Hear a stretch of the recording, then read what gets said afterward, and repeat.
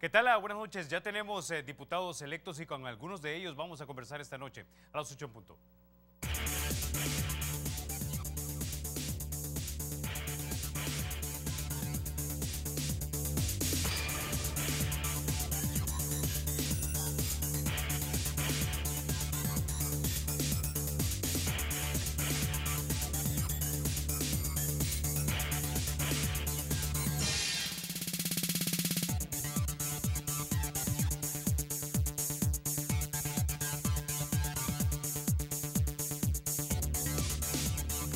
Bueno, este segmento es presentado gracias a Banco Agrícola. Vamos a introducir ahora a nuestros invitados sin mayor preámbulo. Oscar Lemus, secretario general de Fraternidad Patriota Salvadoreña.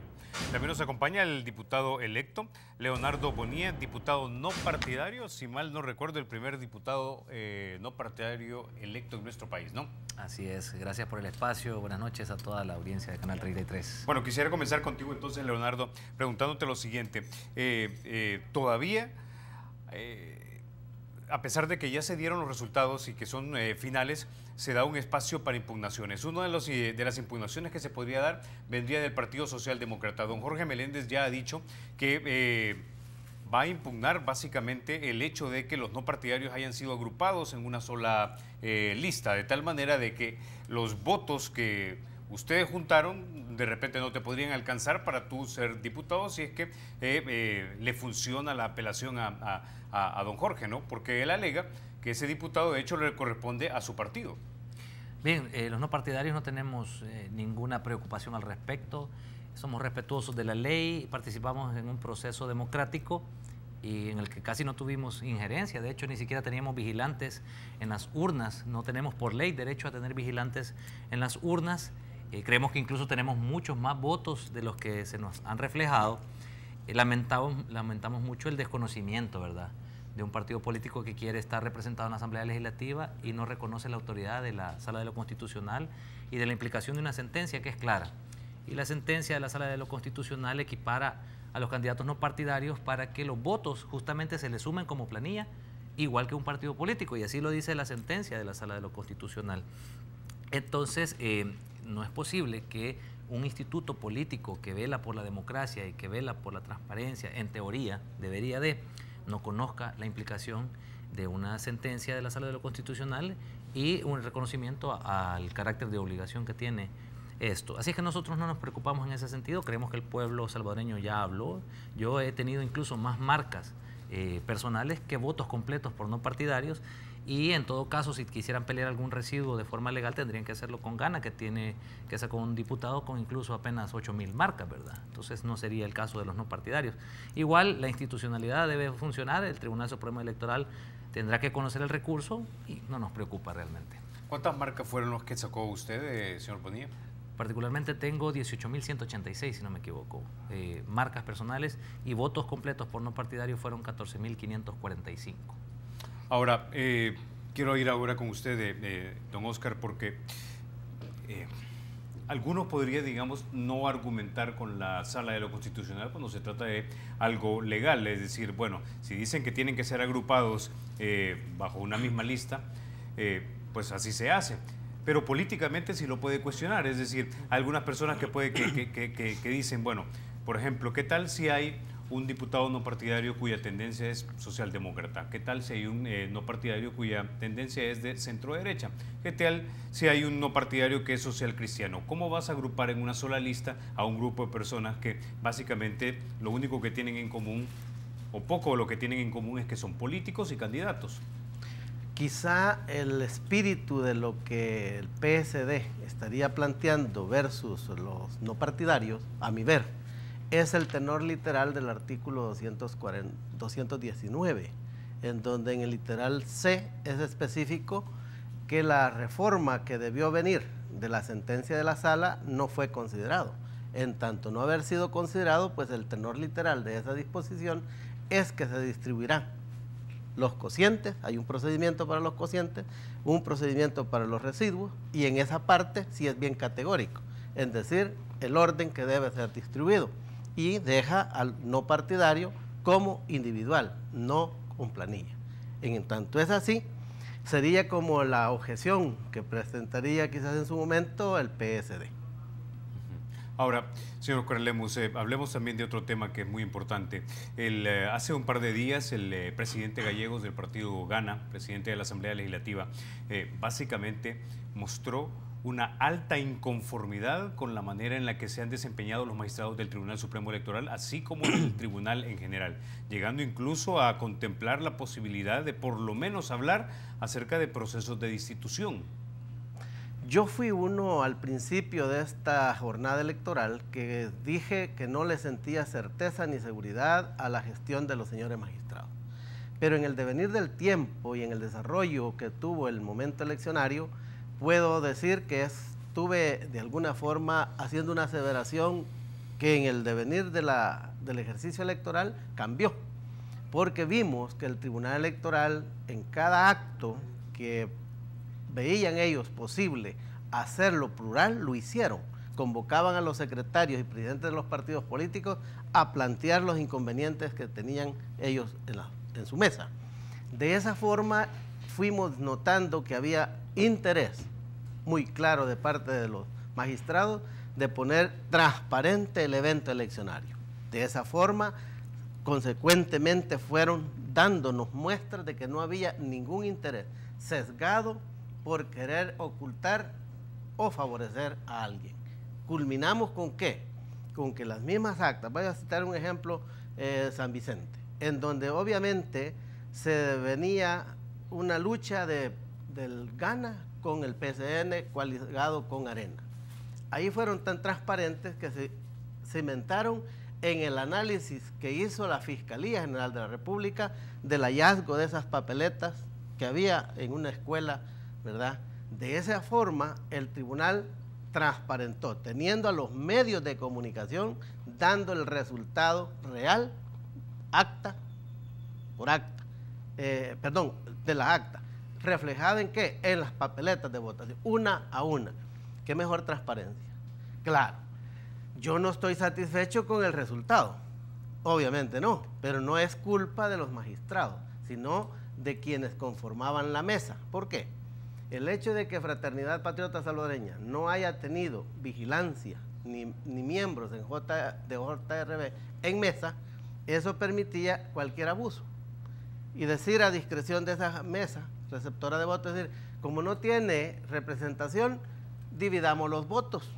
Pero al aperturar las urnas, obviamente las papeletas de la voluntad soberana del pueblo, ahí está reflejada. Y por eso nosotros estamos trabajando ya el recurso de nulidad para pedirle al Tribunal Electoral aperture pues las urnas del departamento de San Salvador. Ahí va a ser una garantía también de transparencia para los señores magistrados, como de lo que estamos planteando los no partidarios. Ahí van a tener la oportunidad real de ver qué aporte tuvo de favorecimiento de los ciudadanos. Igual nosotros ahí vamos a quedar satisfechos porque se va a respetar la voluntad soberana del votante, y eso es importante de cara pues a todo lo que algunos actores de este evento eleccionario han tratado de empañar. Ok, ahora Leonardo, recuerdo cuando íbamos camino a la elección que tuvimos varios programas en los que conversamos acerca de la dificultad que tenían ustedes los no partidarios, no solamente para reunir la firma, sino luego básicamente las trabas de ley que se les habían puesto, ¿no? Es decir, no podían recaudar dinero antes de ser oficialmente candidatos, ¿no? No tenían vigilantes, básicamente uno por precinto, tengo entendido. Entonces, cuéntame cómo fue ese proceso de básicamente tratar de cuidar tus marcas y tus votos en un ambiente tan adverso, en el que básicamente no descarto la posibilidad de que si los partidos hubiesen podido, hubiesen querido hacerte a un lado. Sí, tenés razón, realmente nosotros no tuvimos vigilancia, no tuvimos en el proceso vigilantes en las urnas. Teníamos derecho por ley a un vigilante por centro de votación, a un observador, más bien, un observador por centro de votación, y aún así no teníamos la capacidad ni económica ni de recursos humanos para poder dar cobertura a los centros de votación. Por lo tanto, no tuvimos un solo vigilante en las mesas y tuvimos algunos observadores en el centro de votación en CIFCO. Estos observadores no tenían injerencia en las urnas. Así es que los votos que tenemos nosotros son los votos que se han contabilizado en las actas, pero no sabemos nosotros cuántos votos hay en las urnas, como le ha pasado a algunos otros partidos políticos que fueron impugnados o que fueron anulados y de los cuales no se sabe nada porque no teníamos vigilantes. Eso quiere decir que nuestra votación pudo haber sido más alta. Y como decía el licenciado Lemus, si se abren las urnas, creo que vamos a ver sorpresas. La tendencia general es a que todos los partidos suben. En nuestro caso, creo que habría una tendencia superior a subir, ya que al no tener vigilantes y haberse dado un fenómeno diferente a los de los partidos políticos. Alguien me dijo, mire, yo estaba en una urna y no sabíamos sobre los no partidarios y les anulamos muchos votos, pero no fue de mala fe porque alguien había votado por alguien de un partido político y por un no partidario. Y eso fue una constante en muchas urnas y más que todo en las zonas rurales. Eso quiere decir que votos válidos fueron anulados. No tuvimos esa estructura y aún así hemos logrado sacar un resultado que creo que nos metía incluso hasta por cociente. Ok, con ese nos vamos a quedar, vamos a la pausa y ya volvemos.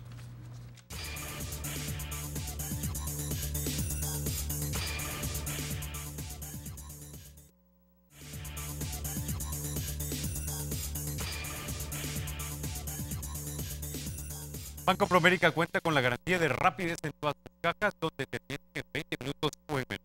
Bueno, ya se une también a esta discusión Milena Mayorga, diputada electa también por el partido Arena. Gracias, Carlos. También a usted, felicidades. Y bueno, es un placer compartir con ustedes en esta noche. Y bueno, ya de caras al 1 de mayo, preparándonos para ese gran reto y agradeciéndole a la población por esas marcas, 56.877 marcas que me dieron ese voto de confianza y que me hacen pues la candidata emergente más votada. Es una gran responsabilidad, Carlos, pero creo que la ciudadanía ha hablado y quiere refrescar la Asamblea Legislativa. Son la quinta más votada, ¿no? Tengo entendido. La cuarta. La cuarta persona más votada. En San Salvador, San Salvador. Estoy después de Margarita y como diputada electa de los nuevos soy la primera.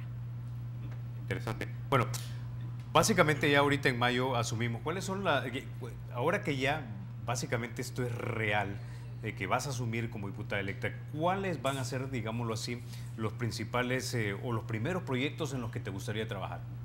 Bueno, todo depende realmente de las comisiones en las que pueda yo participar. Ya hemos hecho, pues la verdad, una propuesta de cuáles son las comisiones que quisiéramos nosotros ser parte de. Sin embargo, creo que tenemos que cumplir primeramente la agenda legislativa del partido. Hoy en la mañana tuvimos una reunión de todos los diputados y pues Mauricio, nuestro presidente, hizo énfasis en trabajar para cumplir las promesas que le hicimos a la población. Segundo, también vamos a trabajar en esta agenda legislativa para, incluso que no fueron propuestas, pero sabemos que el salvadoreño pues le están golpeando mucho su bolsillo y se quieren hacer algunas reformas para bajar las tarifas de energía eléctrica, de agua, entre otras. Y bueno, eso es lo más inmediato, pero también en lo personal yo hice pues también algunas propuestas que quisiera cumplir, Carlos, y todo depende también cuánta injerencia tengan algunas comisiones.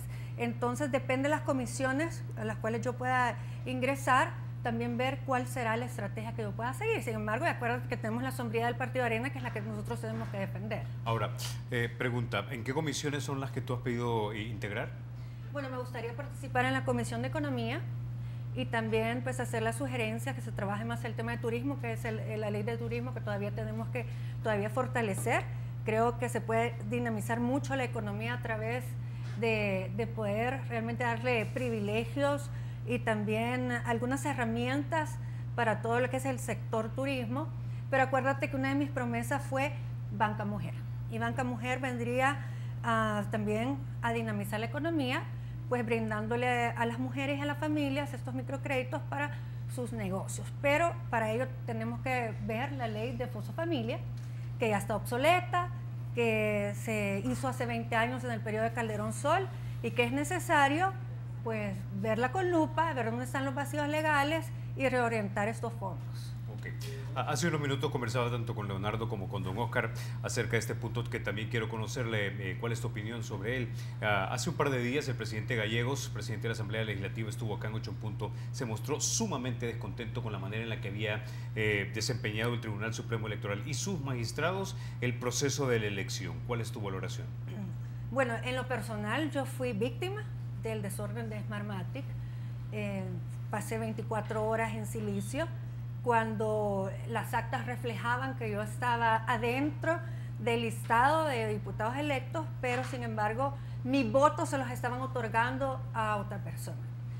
Yo tuve que acercarme a hablar con organismos internacionales que realmente no tienen mucha injerencia, pero están de observadores como la ONU, también la misión de la Unión Europea. Hablé con la Embajada Americana y Británica, tuve un acercamiento con ellos y ellos no sabían de este error. Te estoy mencionando el día 5 alrededor al mediodía, que nosotros hicimos ese llamado de atención de que había un error. Y es lamentable que el tribunal hizo una conferencia de prensa y no dio luz, o no dio, como decir que estaban pues sospechando que había algo que tenían ellos que supervisar, sino que fue hasta las 9:30, casi 10 de la noche que se hizo la corrección. Y como te digo, nos afectó a todos los que realmente legalmente pues nos está la población apoyando con sus votos. Y también generó falsas expectativas en otros diputados que no lograron ser electos. Okay. Ahora, don Oscar, quiero ir ahora con usted porque el magistrado del Tribunal Supremo Electoral, Fernando Argüello Telles, dijo que institutos políticos candidatos a desaparecer eran, entre otros, la Fraternidad Patriota Salvadoreña. Sí, es respetable el punto de vista del magistrado. La verdad es que la ley electoral ya contempla ese proceso que deben por ley ellos hacer, pero quizá hay una cuestión de historia legal, y es que el Tribunal Electoral no puede actuar discrecionalmente por sus actores. Él es un actor principal, es un juez, por tanto, debe ser respetuoso de las decisiones que como organismo colegiado ya se tienen en ese tribunal. ¿A qué me refiero? Me refiero a que esta circunstancia se dio en el 2015, en donde el tenor literal del artículo 47, que plasma que para la cancelación de un partido político se requiere no haber llegado a 50,000 votos o tener un diputado en la Asamblea Legislativa. De esa manera, nosotros no hemos cumplido el requisito, pero el tribunal de ese momento inaplicó esa norma. ¿Qué significa? El no haber aplicado la norma dejó vivo al CD y al PSD. En tanto lo deja vivo, manda a oír a la sala que se pronuncie sobre la decisión del organismo colegiado. La sala guarda silencio y hasta hoy no se ha pronunciado. En tanto no se pronuncia, para nosotros los abogados entendemos que eso es el silencio positivo. No te digo no, pero estoy de acuerdo, y lo deja pasar. Al dejarlo pasar, queda pues lo que ya conocemos, que va a elección en este 2018 PSD y CD, y logra el CD sacar un curul. De tal manera pues que legalmente es diputado. Con una ilegalidad, si lo podemos ver bajo el tenor de lo que dice el magistrado Telles, de que en ese momento debieron haber tenido fuera a ese partido. Pero hoy conquista el curul, por lo tanto, también en términos jurídicos se llama jurisprudencia. El Tribunal Electoral ha sentado jurisprudencia en cuanto a no haber desaparecido a esos dos partidos políticos en ese momento que la ley les permitía poder hacerlo. A esta altura ya no podría venir la sala o el mismo tribunal a justificar que fue ilegal la diputación que hoy ha conquistado el CD, porque no se pronunció en aquel momento la sala. Por lo tanto, creeríamos que el juicio de la sala, con todo lo que conocemos que ha resuelto, vendría quizás a tener una resolución de lo anterior versus lo actual, a fortalecer la gestión que por constitución le corresponde al organismo que es Tribunal Supremo Electoral. Nosotros creemos que va a venir a fortalecerlo y decirle, mire, usted inaplicó la norma, usted es el juez, usted es el que tiene por constitución lo que corresponde que es el máximo organismo en materia electoral. Por lo tanto, lo va a fortalecer. Así creemos nosotros que va a venir a esa resolución con algún agregado a la Asamblea Legislativa, que haga las respectivas modificaciones de ley. ¿Por qué? Porque ese artículo ya es inaplicable. Las circunstancias con las cuales se creó ese artículo ya no son. Hoy hay otras condiciones. ¿Por qué? Porque la misma resolución, otra resolución de sala, prohibió el transfugismo. ¿Cómo queda nuestro alcalde? Hemos ganado la alcaldía de San Lorenzo. ¿Cómo queda el alcalde sin su partido político, que fue lo que el soberano pueblo dijo? Estoy de acuerdo con ese partido, estoy de acuerdo con ese candidato. Y tenemos esa alcaldía. De igual manera está el PSD. Ha conquistado una alcaldía en Mianguera. Por lo tanto, tiene representación popular, que es lo que se busca en cada evento eleccionario. Lo que se busca es que el pueblo se sienta representado. Ok, quiero ir ahora contigo, Leonardo, porque has manifestado que quieres pertenecer a la Junta Directiva. ¿Por qué? Bueno, realmente hemos hecho una serie de propuestas y desde el momento que aspiramos a una diputación estamos queriendo incidir en lo que sucede en la Asamblea Legislativa y en el trabajo que se puede desarrollar. La Junta Directiva por ahora está conformada por 14 diputados y hemos juzgado desde la sociedad civil y como candidato la enorme cantidad de diputados que conforman la Junta Directiva, y cuando analizamos el porqué de esta situación es simplemente cuestión de privilegios. Entre más diputados hay en la Junta Directiva, más diputados tienen privilegios, y esa es la pelea que se da por conformar parte de la Junta Directiva y no es parte de mi argumento. Creo que en la Junta Directiva se toman decisiones importantes y alguien me hacía una crítica. Bueno, vos acabas de llegar, estás gateando y ya querés correr. Pero es que yo no me metí a esto para jugar. Creo que hay que ir a hacer el trabajo que se debe de hacer.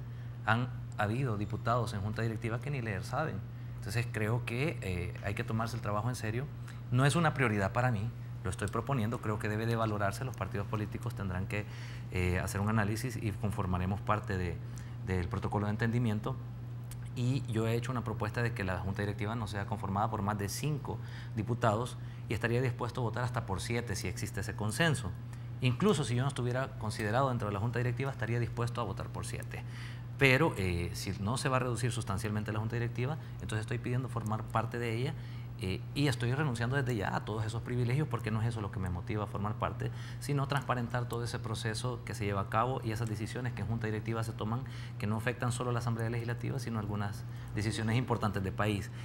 Yo creo que es importante también aclarar el porqué de cada una de las propuestas que se hacen, porque bueno, ayer un periódico, un medio, sacaba un titular de que yo quería 15 empleados y otros medios lo retomaron y eso se ha viralizado, ¿verdad? La prensa gráfica reportaba que tú habías dicho que necesitarías 15 asesores. No, en ningún momento, y alguien me dijo, no, pero si te sacan el audio, no, pues que lo saquen. Y no es primera vez que se hacen titulares como de forma tendenciosa. Nunca hablé de contratar. Yo, de hecho, ahorita cuento con un equipo de trabajo de 15 personas. No es un equipo de trabajo, es un equipo de apoyo, de personas que están apoyando el proceso. Estamos construyendo incluso las propuestas que se van a presentar al entrar el 1 de mayo y no están siendo pagados por la Asamblea Legislativa, ni los estoy pagando yo, es un equipo de apoyo. Nunca hablé de contratar asesores, yo he dicho que un máximo de 4 quizás es lo que se va a tener, y vamos a transparentar cuál es el equipo de trabajo del diputado no partidario. Vamos a hacer una conferencia de prensa y vamos a decir, este es mi equipo. Y la población... ¿Quiénes son estas personas? ¿Pertenecen a la sociedad civil? ¿Han sido parte de otros partidos políticos? ¿Quiénes son? Por ahora todavía estamos en conformación. Podrá que se valore la incorporación de alguno de los que fue candidato si cumple con un perfil determinado.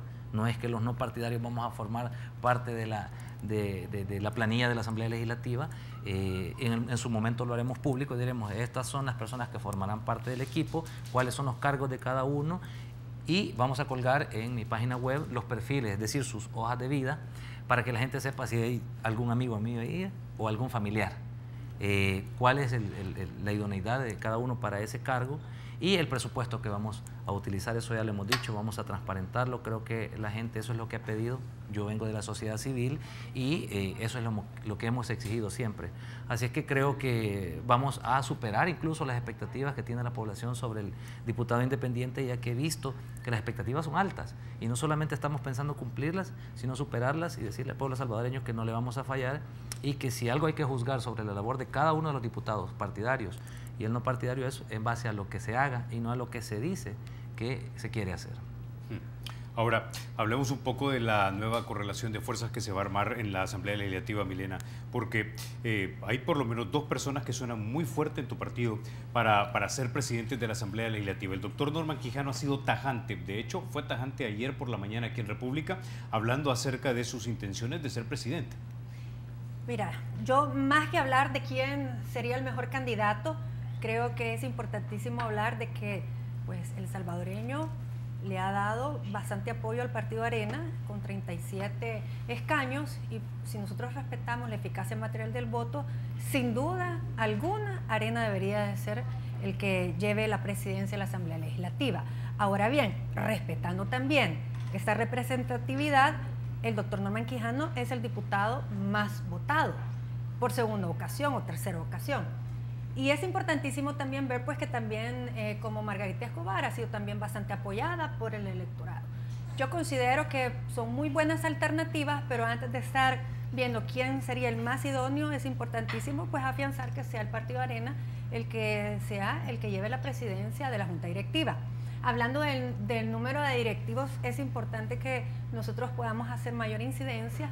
Yo soy parte de este 30% que hemos renovado la fracción legislativa de Arena, y nosotros tenemos la mentalidad que, bueno, lo primero que tenemos que hacer en el protocolo de entendimiento es en estos acuerdos plasmar el número de directivos. Por ejemplo, en Centroamérica, El Salvador es el único que tiene 14. Si nos vamos, por ejemplo, aquí a Guatemala, en Guatemala hay 158 diputados y son 9 los directivos. Entonces considero que deberíamos de reducir, la población lo está pidiendo también y es una muestra de buena voluntad recortar. ¿Ha manejado números el Partido Arena ya de cuántos? No se ha hablado de números, sí se ha hablado de que no es prioridad lo de la Junta Directiva. Hoy estuvimos incluso abordando ese tema, más bien es prioridad la agenda legislativa de trabajo, pero todos estamos en sintonía, que es importantísimo pues que Arena sea quien lleve la presidencia. Algunos han dicho que esta digamos, pugna, digamos, que hay públicamente entre, bueno, tal vez no pero los dos diciendo básicamente que quieren la presidencia, tanto doña Margarita como el doctor Norman Quijano, obedece también a pugnas que no vemos atrás entre los dos principales candidatos o precandidatos del Partido Arena a la presidencia, el señor Carlos Calleja y el señor Javier Simón. Lo que sí estoy segura es que se va a elegir quien sea el posible presidente de la Asamblea Legislativa después del 22 de abril. Creo que es idóneo esperar que pasen las internas del Partido Arena y luego tomar una decisión de esa envergadura. Si tienes razón, cada uno está mostrando un interés y un apoyo por uno de los candidatos a la presidencia de la República. Sin embargo, no creo que sea esa no es una algo de entonces peso detrás. No, lo que pasa es que son de los diputados más votados. Okay. O sea, Margarita es la mujer más votada y Norman es el diputado más votado. Okay. Don Oscar, quiero hacerle una pregunta. Si usted pudiese, por ejemplo, estar dentro de esa Asamblea Legislativa y le preguntaran quién debería ser el presidente de la Asamblea y por qué, ¿a quién le gustaría ver ahí?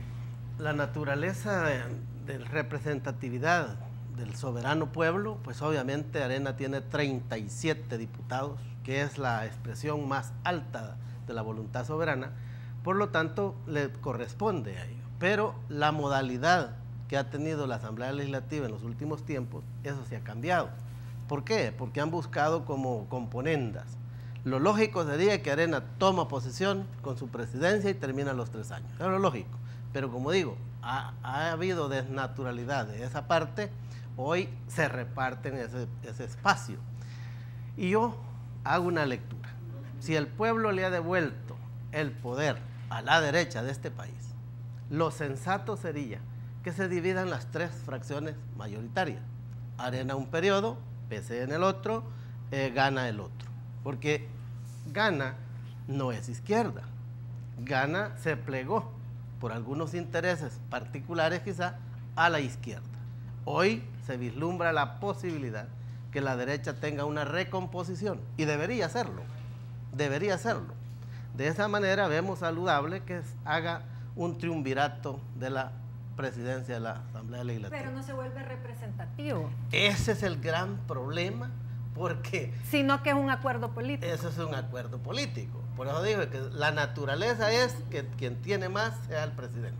Okay. Pero como eso se desnaturaliza por el acuerdo político, ahí es donde digo, bueno, si queremos la representatividad de todos los actores, ahí es donde se tiene que plasmar muy concretamente a dónde vamos a estar representados con esa pluralidad que el pueblo tiene. Además, también, Carlos, sería importantísimo que no solamente en el protocolo de entendimiento, cada periodo legislativo se esté haciendo el acuerdo de cuántos van a ser los directivos, sí, sino que realmente se tiene que plasmar ya en el reglamento interno. Ya tiene que quedar establecido cuántos van a ser, para que no sea cuestión de que si sacamos mayoría, no sacamos mayoría, tengo ventaja para negociar. Yo considero que es un tema pendiente que tenemos que llevar en este término de la Asamblea Legislativa. Ok, tengo un minuto más para ti, Leonardo. ¿Cómo ves tú la presidencia, rotativa o de un solo partido? No, estoy en contra de que la presidencia sea rotativa. Ese es un invento que hicieron en acuerdos, quién sabe bajo qué condiciones. Creo que la lógica, más allá de quizás la representatividad, como se ha hablado acá, es la que impera, es el soberano el que decide a quién le da mayoría, y en base a eso también el reglamento establece cuáles son los procedimientos, y hasta donde yo entiendo no establecía el reglamento que se rotara la presidencia. Ya se hizo una partitura en 2 periodos en la elección pasada y ahora quieren hacerlo 3. Creo que eso es aberrante. Realmente no estoy de acuerdo. Habrá que revisar cuál es el consenso al que se llega para ver si puedo dar un voto por una junta directiva que sea repartida o no. Tendría que evaluarlo todavía, pero no estoy de acuerdo en que se reparta. Ok, con esa idea nos vamos a ir a la pausa. Leonardo, Milena, don Oscar, no me resta más que agradecerles que hayan estado esta noche aquí en 8 en Punto. Muchas gracias, y a los miembros que hacen posible la transmisión, que casi nunca les toma en cuenta. Creo que para ellos también esta felicitación por estarnos dando este espacio. Bueno, vamos a la pausa y ya volvemos.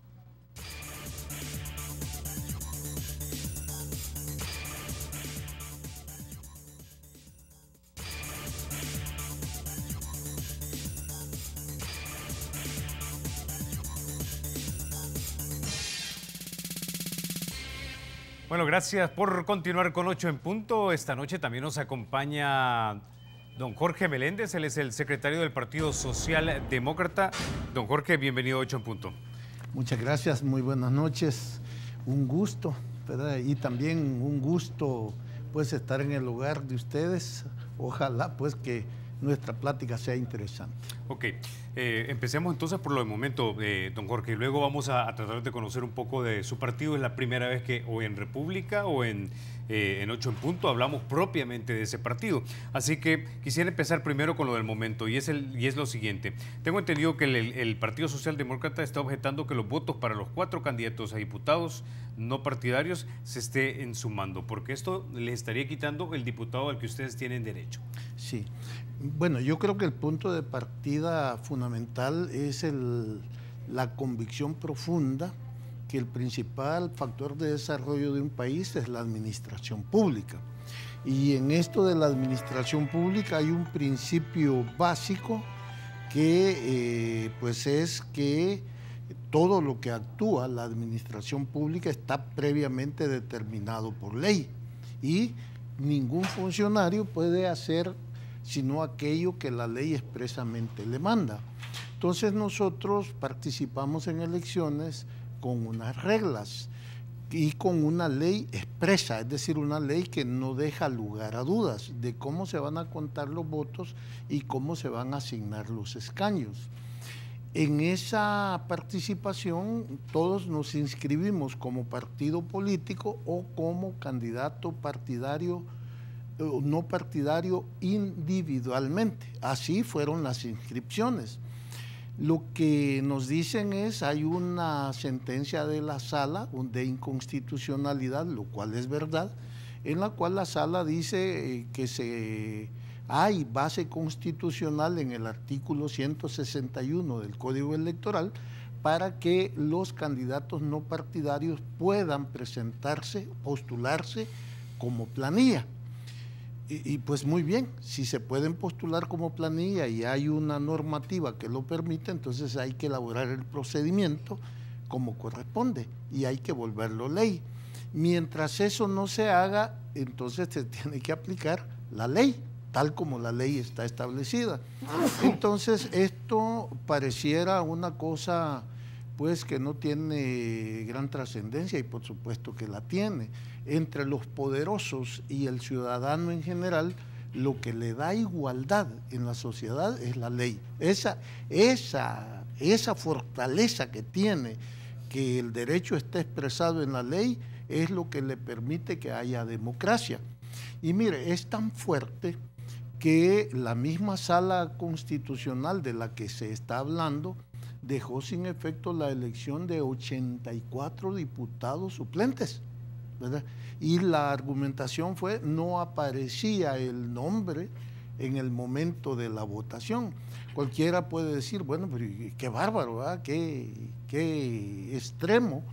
No, es que en la ley precisamente eso es, o sea, la ley cuando está escrita es lo que le da a usted garantías, derechos, y con esas reglas lo tiene que medir el árbitro, el juez. No puede aparecer ahora el árbitro, el Tribunal Supremo Electoral, y decir, no, porque a mí me mandaron, y no. Si eso le mandaron, que siga el proceso correcto. Si la sala dijo se debe interpretar, bueno, preguntémosle a la Asamblea Legislativa, porque es la única institución del país, de acuerdo a nuestro ordenamiento legal, jurídico, que puede interpretar las leyes. Y si hay que hacer normas, el único que decreta, deroga y hace reformas es la Asamblea Legislativa. Entonces, nosotros estamos dando una batalla jurídica, legal, que consideramos de gran trascendencia. Es decir, estamos defendiendo el derecho de todos, pero particularmente de los más débiles. Ahora, ¿verdad? don Jorge, en este punto, cuando usted está hablando, por ejemplo, de dos, digamos, diferentes tipos de interpretación, a la Asamblea Legislativa en ocasiones se le pide que haga una interpretación única de alguna ley que de repente ellos aprobaron, pero al final el último que interpreta las leyes en este país es la Sala de lo Constitucional dentro de la Corte Suprema, y la Corte Suprema en una resolución dictaminó que todos los no partidarios, independientemente de que estemos de acuerdo o no con esa resolución, estuviesen agrupados en una sola columna, como que si fueran un solo partido, es lo que se dijo, y esa es la manera en la que se ha jugado como regla en esta elección, y básicamente bajo esa regla el señor Leonardo Bonilla sale electo como diputado. Sí, digamos que la ley siempre establece procedimientos. La sala también dijo, miren, se pueden basar en el artículo 161, es de la base constitucional, porque allí también dice que van a haber planillas, ¿verdad? Inscripción de planillas. Se puede decir que el artículo puede ser oscuro, pero si ya la sala dice que esa es la base constitucional, entonces hay que proceder, ¿verdad?, a establecer ese procedimiento. Aquí tengo yo, mire, este es el decreto 455, donde dice elección de autoridades y candidaturas partidarias a cargos de elección popular. La última reforma de este decreto es en el 2015 y 2016, y esa resolución de la que estamos hablando es del 2014, de noviembre. Es decir, que después de eso se ha regulado cómo debe ser la participación, y entonces aquí está establecido todavía un proceso de inscripción individual. Si va a ser inscripción en planillas, pues hombre, resolvámoslo legalmente, y entonces tendríamos que saber qué es una planilla de no partidarios, ¿son 4 o son 24? Y donde hay circunscripciones de 3 diputados propuestos, pueden haber planillas hasta de 20, 12 o cualquier número, ¿verdad? O vamos a dejar que quede al capricho, al arbitrio, al azar. Eso no es posible en una sociedad legalmente constituida. Es decir, yo aclaro 3 cosas que creo que valen la pena, porque no vaya a ser que se malinterprete. En primer lugar, no estamos nosotros buscando una lucha miserable, mezquina, porque nosotros queremos tener un cargo, ¿verdad? Eso no es cierto. Nosotros creemos que si el pueblo votó por un diputado, ¿verdad?, y nos lo adjudicó a nosotros, eso es la legitimidad del proceso electoral y del proceso democrático, y debe asignarse. 2, si también yo no estoy, ni nuestro partido, condenando a la Sala de lo Constitucional, al contrario, nosotros hemos tenido una admiración y un respeto por la Sala, pero ni la Sala Constitucional puede estar por encima de la ley. Puede declarar inconstitucional y expulsar del ordenamiento jurídico una ley para que precisamente entonces el organismo respectivo, que es la Asamblea Legislativa, haga una norma. Y tercero, tampoco nosotros estamos en contra de los candidatos no partidarios. Si eso, todo lo contrario. Si mire, nosotros siempre hemos dicho, es que en la ley electoral se han creado los partidos políticos como un feudo, es decir, donde si no participa usted o no es miembro de un partido político, no tiene derecho a la participación, ¿verdad?, para ser electo y elegir, pero aquí para ser electo. La sala abrió una puerta, eso es magnífico, en eso no tenemos nosotros nada en contra. Lo que sí estamos nosotros diciendo es, miren, cuando hay ley y no se respeta, eso es peligrosísimo, eso no lo podemos permitir. Ese es todo lo que estamos nosotros demandando.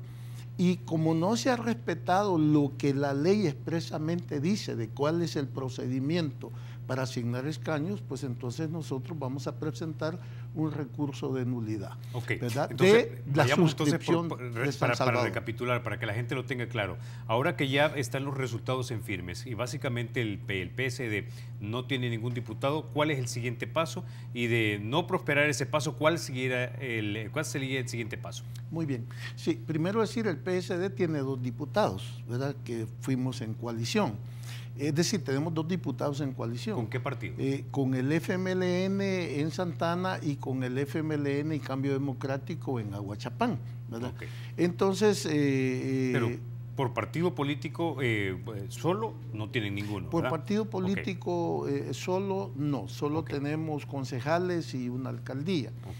Y también otra alcaldía en coalición. Ahora, ¿qué pasa con esto? Pues nosotros esperamos que el Tribunal Supremo Electoral, pues entonces analice y nos dé la razón. El sentido común nos dice que si estos magistrados ya fallaron, ¿verdad?, ya lo vieron así, pues tiene bastante probabilidad que así lo vuelvan a decir y que lo declaren no al lugar, pero tendrán que dar un razonamiento jurídico pues muy claro y muy expreso. Nosotros entonces, porque así es la democracia, así es las posibilidades legales, no es que ya arbitrariamente, entonces porque hay un juez que dijo así es, se acabó, no, eso tendrá que ver responsabilidades.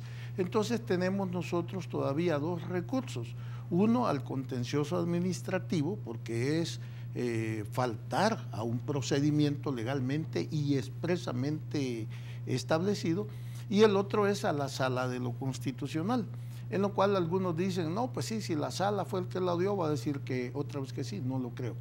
No lo creo porque esta es una sala que ha demostrado una estatura jurídica, de integridad personal. No, yo creo que allí nosotros vamos a ganar el punto. Y al final, pues hombre, este es el proceso. Si al final la cosa queda tan dilucidada y tan clara, ¿verdad?, que no tenemos la razón, nosotros estaríamos orgullosos de que las cosas queden claras para que no se repitan, porque no se puede permitir. Es que lo que no es aceptable es que ahora vamos a tener un juez que no se va a atener a la letra de la ley, sino a la interpretación. Eso, entonces dígame, ¿qué sentido tiene tener ley si a la hora sabe que, bueno, tal vez usted está deseando que la sala resuelva a su favor en último caso, pero existe la posibilidad de que no?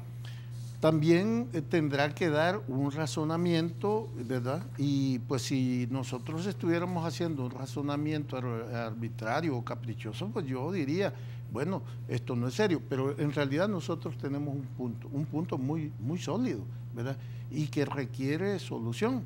Y yo lo siento mucho, pero toda mi vida la he dedicado precisamente a esto, a la vida del bien común, que es lo que llaman política.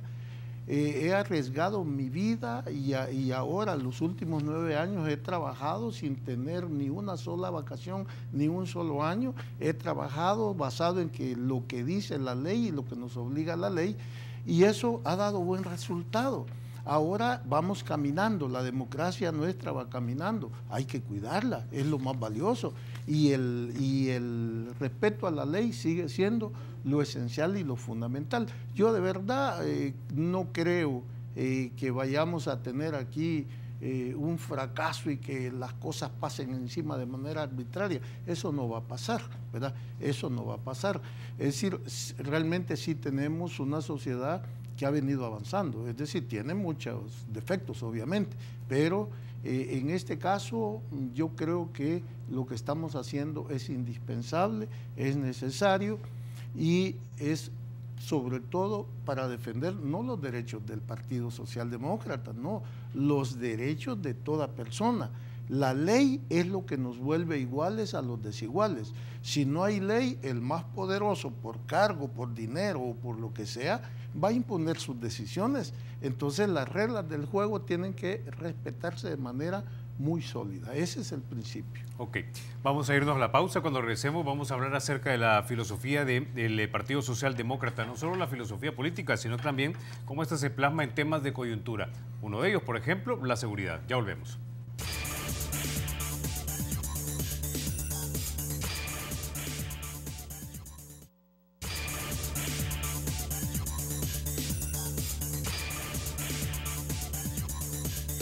Gracias por continuar con 8 en punto. Bueno, continuamos hablando con don Jorge Meléndez, él es el secretario del Partido Socialdemócrata. Bueno, se supone que mañana viernes en la sesión legislativa se tiene que votar por ver si se extienden o no se extienden las medidas extraordinarias. Nos decían ayer el coronel Armendáriz y anteriormente el presidente Gallegos hace 2 noches que creen que sí se van a aprobar. ¿Cuál es su valoración sobre este punto? ¿Deberían estas medidas extenderse o no deberían extenderse?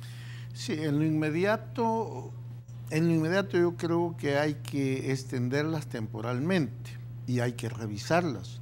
Y hay cosas que hay que revisar. Mire, nos hicieron señalamientos muy fuertes por parte de la relatora de Derechos Humanos de Naciones Unidas. Y ciertamente hay cosas que son intolerables, no son aceptables. Lo que tenemos detenidos son seres humanos y eso de tenerlos hacinados y de que no vean el sol, que no puedan comunicarse con un abogado, que no puedan ver a sus familiares, eso no es aceptable. Yo sé que estas opiniones no son simpáticas para el pueblo, pues, o sea, porque el pueblo se siente angustiado, acongojado, atacado y tiene deseo de venganza. Pero una sociedad civilizada no puede ser una fábrica de gente que considere que no son seres humanos. Es decir, si allí están hijos de salvadoreños y salvadoreñas, detrás de cada uno de esos hay una madre, una hermana, hijos, hijas, y además otro aspecto que hay que valorar. Mire, es tan grande el fenómeno que ya no es solo un problema delincuencial, es un problema social. Y cuando es un problema social también hay que ver que las medidas que hay que tomar no son exclusivamente de represión policial, son más integrales. Entonces, cuando digo de que temporalmente sí se deben prolongar porque no nos vamos a quedar indefensos, porque hay que revisar a fondo cuál debe ser nuestra estrategia y política de seguridad. Ahora, si tomamos eso en cuenta, entonces, ¿cree usted que el actual gobierno ha seguido realmente el mejor plan de seguridad? Es decir, ayer en 8 puntos también hablábamos con una experta, con Sofía María. Ella es una experta de una organización internacional que analiza, digamos, la violencia en el Triángulo Norte, se llama Crisis Group. Básicamente nos decía que teníamos picos de violencia, subíamos, bajábamos, etcétera, pero que en general, si lo mirábamos a lo largo de los últimos 8 o incluso 10 o 15 años, la violencia simplemente había venido en ascenso. Es decir, esto no es un problema solamente de gobierno, para no tratar de ponerlo en contra de sus compañeros, digámoslo así, sino para que me dé un análisis, digamos, lo más ecuánimemente posible, ¿verdad? Es decir, si realmente hemos seguido el plan adecuado. Mire, efectivamente yo soy miembro del gobierno y no puedo darme la libertad de venir a decir, a vociferar en contra del gobierno, sería irresponsable, pero sí puedo dar una reacción muy franca, ¿verdad?, de la situación. Mire, cuando el presidente Sánchez Serén presentó en los primeros años el tema de la seguridad, pues le dio una gran prioridad al Consejo Nacional de Seguridad, es decir, que era un organismo amplio, con una visión multisectorial, ¿verdad?, interinstitucional y además integral. Y una de las frases que a mí se me quedó grabada es que dijo: no vamos a dejar que nos nos lleve a tomar medidas manoduristas la presión de la derecha. Eso es lo que él expresó. Yo me sentí tan regocijado, tan lleno de esperanza, porque el problema es complejo, no es fácil de darle una respuesta, pero evidentemente si se le va a dar una respuesta con la participación de todos, como un problema del Estado salvadoreño, como un problema que tiene implicaciones de carácter social, económico, político, también de carácter de legitimidad de los gobernantes, que hoy el pueblo de verdad dice uno partido político y se tapa la nariz, ¿verdad? Como decir, eso está lleno de corrupción y de malas intenciones y de falta de integridad. Todos esos aspectos tienen que ver con una vulnerabilidad, ¿verdad?, institucional del país. Y aclaro, llamo vulnerabilidad institucional del país a la incapacidad, no del gobierno, a la incapacidad del Estado salvadoreño para resolver los problemas estructurales. Estamos hablando de problemas de marginación, problemas de pobreza, problemas de violencia, problemas de falta de empleo, problemas de una falta de crecimiento económico acelerado, problemas de falta de inversión. Ojo, esos no son problemas del gobierno. Entonces, si usted me pregunta que si hemos tomado el camino correcto, yo creo que se ha intentado, pero lo que ha dado como resultado asusta. En la medida en que uno tiene una fuerza policial a la cual le pide que actúe como la principal fuerza frente a un problema delincuencial, se vuelve violento, se enfrenta a que su vida está en constante peligro, se vuelve desconfiado y además se comienza a tener una policía brutalizada, militarizada, que eso es un riesgo espantoso para toda la sociedad. Y brutal, dirían algunos, que ya hay pruebas de que está siendo efectiva en eliminar el problema. Imagínense que hay denuncias, ¿verdad?, de ese tipo, entonces quiere decir que tenemos que hacer un alto. El problema de este no es un problema de gobierno, es un problema de todos nosotros. El problema de la policía no es un problema de policías, es un problema de derecho, es un problema también de conducir estratégicamente nuestros intereses. Aquí otra de las vulnerabilidades bárbaras que hay es esa cultura de que el que esté en el gobierno hay que hacerlo quedar mal para que entonces yo pueda ganar las próximas elecciones. Esa es una visión ridícula, absurda, fuera de lugar, ¿verdad? Entonces, si usted me pregunta, ¿lo hemos hecho bien? Yo digo, como sociedad, porque no me puedo limitar al gobierno, yo creo que no lo estamos haciendo bien. Ahora, entonces, en el gran esquema de las cosas, como usted ya lo mencionaba, esto ya realmente no es un problema únicamente de seguridad pública, sino que es un problema de seguridad o un problema social. Un problema social. Ayer nos decía Sofía María de Crisis Group, son 75,000 personas activas, digamos, que son pandilleros, pero realmente las redes ya nos llevan a 500,000 personas. Eso es que como el 10% de la población de El Salvador o un 8% de la población de El Salvador aproximadamente, dependiendo de cuánto creas tú que tiene El Salvador en este país, en este momento, perdón.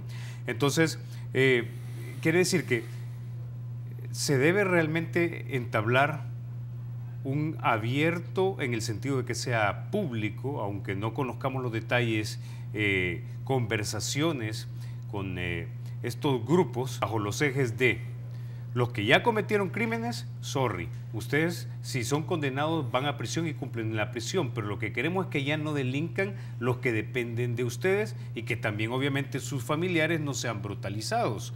Y bajo esos dos ejes de repente podemos empezar a construir un acuerdo. ¿Usted cree que en el gran esquema de las cosas esa es una de las respuestas, aunque no le guste a buena parte de la población? Mire, yo creo que para empezar, el tema de seguridad tiene distintas aristas o puntos de vista de donde hay que verlo. Y hay que reunir a gente capaz, ¿verdad?, sobre cada tema. Hay un tema de seguridad pública, hay un tema jurídico, hay un tema social, hay un tema económico, pero yo creo que el punto de partida básico que yo le quisiera pedir a la sociedad salvadoreña es que lo primero que aceptemos es que esas personas son salvadoreños y salvadoreñas. que son hijos o hijas de nuestros vecinos o vecinas. Algunos incluso son familiares directos o indirectos. Hay personas que son totalmente honestas, sanas, decentes para trabajar, pero tienen familiares que están involucrados. Es decir, lo primero que hay que entender es que no se trata de marcianos o de seres extraños, se trata de seres humanos. Ese es el punto de partida. De ahí ya lo que usted me está diciendo es ya una metodología que requiere pues bastante trabajo. La primera, el Estado jamás puede dejar sin sancionar un delito, ¿verdad? Exacto. Tiene que hacerlo. El Estado también tiene soluciones excepcionales de perdón si se siguen determinados procedimientos para alcanzar objetivos que pueden ser terminar esta violencia social tan grande. ¿Se puede? Claro que se puede. ¿Hay procedimientos y formas de hacerlo? Sí, pero requiere sobre todo que sea legítimo, que tenga amplio consenso, que lo entienda la población, porque claro, en este momento hablamos de esto y pues mucha gente se le puede erizar los pelos y decir con que apenas han empezado a tocar a algunos y deberían matarlos a todos, porque eso uno lo oye en la calle. Y entonces decir que, como usted dijo, se puede conversar con ellos, pucha, ¿verdad? Puede malinterpretarse. Lo primero es que, insisto, hay que entender, son seres humanos y es un problema social. Después vendrán las discusiones con expertos. Por eso mismo dije yo, hay que prolongar estas medidas extraordinarias, pero hay que entrar en esa discusión. Y de hecho hay un Consejo Nacional de Seguridad, si no es el más idóneo, pues hombre, hay que transformarlo. Pero la discusión hay que abordarla con la seriedad que usted me lo ha preguntado. ¿Cómo solucionamos este problema que nos está causando vidas, daños al desarrollo económico, angustia, falta de calidad de vida, y que además si tiene involucrados a 500,000 personas, esa es una tragedia? Esa gente está viviendo en la situación más miserable que puede encontrarse un ser humano. Tenemos que tenderles la mano y tenemos, si no, ¿para qué existen los gobiernos y los dirigentes? Tenemos que encontrarle una solución. Es decir, para ser claro con la gente, a los que están cometiendo delitos se les va a perseguir, y a los que se les arreste se les va a judicializar, y si se les condena se les va a mandar a prisión. Pero para el resto de personas que dependen de ellos, que son estas 500,000 personas que dicen básicamente se desprenden de estos 75,000, tiene que haber otro tipo de solución. Ok, entonces estamos claros de eso. Los políticos no les gusta hablar de eso, pero hay que decirlo claramente. Ahora, para los que ya están guardando prisión, rápidamente quiero que escuchemos algo de lo que nos dijo el coronel Armendáriz el día de ayer, cuando hablaba acerca de el tipo de prisión y las posibilidades que pueden haber para poder que no haya asesinamiento y no estemos creando entonces personas completamente animalizadas. Empresa privada construyó o están construyendo centros penales, los equipan con la tecnología de punta, pero es el Estado que los controla mediante un alquiler, y a los 20 años ese penal pasa digamos, al Estado. Básicamente lo que está hablando es de que se cree el modelo de asocio público y privado, de tal manera de que se construyan prisiones, más prisiones en este país, porque tenemos hacinamiento de 300%. Eso es una parte importante para que los que ya están cumpliendo condenas, para que no salgan animalizados, básicamente deshumanizados, ¿no? O sea, podamos, digamos así, de repartirlos entre más prisiones, el hacinamiento no sea tan grande y de tal manera que no se sientan tan, pues obvio, deshumanizados. Bueno, mire, yo se lo voy a traducir de una cosa muy grosera y quizás no es la intención del coronel. Eso es como decir, hagamos jaulas para tener a esta gente que sean un poco más modernas, y como el Estado ya no le va a dar su capacidad, volvámoslo pues un esfuerzo público-privado. Mire, el problema no es hacer buenas jaulas, el problema es el proceso para el cual detenemos a estas personas y vamos a seguir ese proceso de reinserción social, y que esa reinserción social además se convierta en un impacto muy positivo para todos. Yo me pregunto, y solo me pregunto, porque pues no puedo dar una respuesta de un tema tan complicado, ¿y no será mejor que todos estos muchachos que tienen todo el tiempo del mundo cuando están detenidos, tengan una preparación, una gran oportunidad en el aspecto técnico, en el aspecto manual, en el aspecto de conocimientos, que los vaya ganando hacia la sociedad, y que así como ahora sacan grupos a que vayan a limpiar playas, ¿verdad? O que algunos hacen objetos como ceniceros o artesanías, estos empiecen a hacer programas de software y eso, que le darían ingresos enormes al Estado, ¿verdad? Porque ellos todavía estarían detenidos, pero que el hecho de volverse muy productivos y además con muchas capacidades para tener una buena inserción en la sociedad, pues hombre, eso puede permitir reducir plazos de cárcel y además te va ayudando a recobrar la dignidad y el amor propio. Exactamente. Bueno, con ese ya nos vamos a quedar, don Jorge. Muchísimas gracias por haber estado esta noche aquí en 8 en Punto. Muchas gracias. Muy poquito, pero bueno, muchas gracias.